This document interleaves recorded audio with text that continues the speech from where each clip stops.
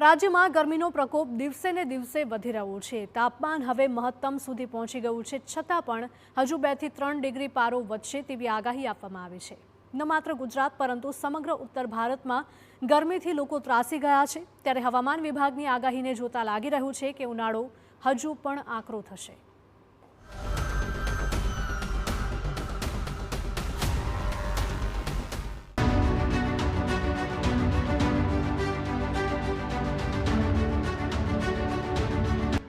ઉનાળાનો અસહ્ય ઉકળાટ, ચૂભી રહ્યું છે ગરમીનું તેજ, વધતું તાપમાન ચિંતાજનક। ગુજરાતમાં ગરમીનો પારો હજુ ઉચકાશે। રાજ્યમાં 24 એપ્રિલથી ગરમીને લઈને યલો એલર્ટ જાહેર કરવામાં આવ્યું।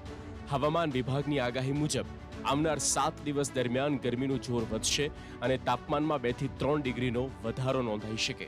ખાસ તો 26 એપ્રિલે મતદાનના દિવસે તાપમાન 40 થી 43 ડિગ્રી વચ્ચે રહેવાની સંભાવના છે।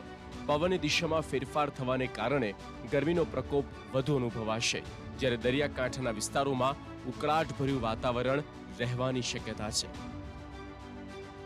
तो आने वाले 24 घंटे में मैक्सिमम टेम्परेचर 9 लाख चेंज में रहेगा। उसके बाद 2 से 3 डिग्री की बढ़ोतरी का पूर्वानुमान है ड्यूरिंग नेक्स्ट 3 डेज। फिर उसके बाद टेम्परेचर में 2 से 3 डिग्री की गिरावट का पूर्वानुमान है। और हॉट एंड ह्यूमिड की बात करेंगे तो डे 2 और डे 3 में एंटायर गुजरात कोस्ट के लिए हॉट एंड ह्यूमिड कंडीशन बनी रहेगी ड्यू टू ह्यूमिड एयर के कारण। તો અમદાવાદમાં ગરમીનું પ્રમાણ વધ્યું છે, ત્યારે એએમસી દ્વારા ગરમીનું તાપમાન માપવા સેટેલાઇટ અને આર્ટિફિશિયલ ઇન્ટેલિજન્સ દ્વારા પૃથ્વીનું તાપમાન માપવામાં આવી રહ્યું છે। નાગરિકોને અમદાવાદના વિવિધ વિસ્તારો અંગે તાપમાનની જાણકારી મળી રહે તેવી સુવિધા ઊભી કરવામાં આવી। સેટલિયો લેબ્સ દ્વારા બનેલી આ ટેકનોલોજી દ્વારા અમદાવાદમાં કયો વિસ્તાર સૌથી ગરમ છે તેની માહિતી મેળવી શકાય છે।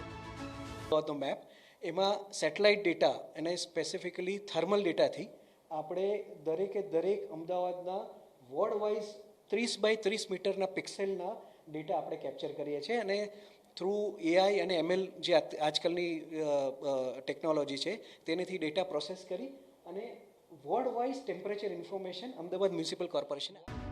સાવધાન, ગરમી બની જીવલેણ, હીટ સ્ટ્રોકથી ગયો યુવકનો જીવ।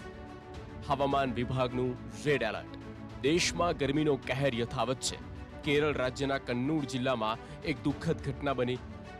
અહીં વધતા તાપમાન અને ભીષણ ગરમીને કારણે 37 વર્ષીય વ્યક્તિનું મોત થયું છે।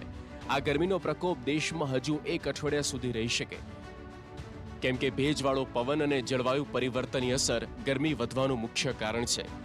એપ્રિલ 2026 દરમિયાન દિલ્હી અને ઉત્તર ભારતમાં ગરમીએ તમામ રેકોર્ડ તોડી નાખ્યા।